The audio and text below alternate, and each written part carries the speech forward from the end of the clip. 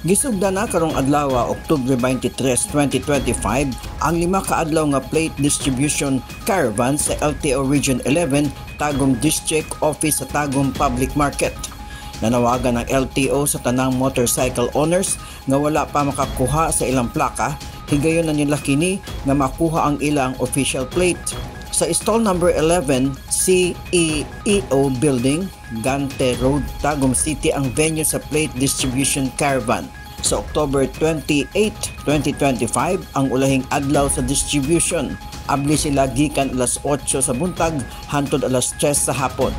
Gipahinumduman sa LTO 11 ang motorcycle owner nga magdala og gikinahanglang requirements.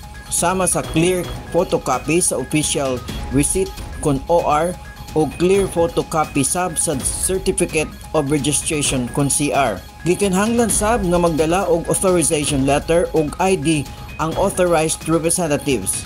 Abli sa tanan ang plate distribution alang sa mga nag-iya og rehistradong motor, apil na ang dunay sidecar o sa mga non-conventional trike nga registered gikan niadtong tuig 2014 hangtod 2023. Suportado sa City Economic Enterprises Office sa lokal nga gobyerno sa Tagum City ang aktibidad.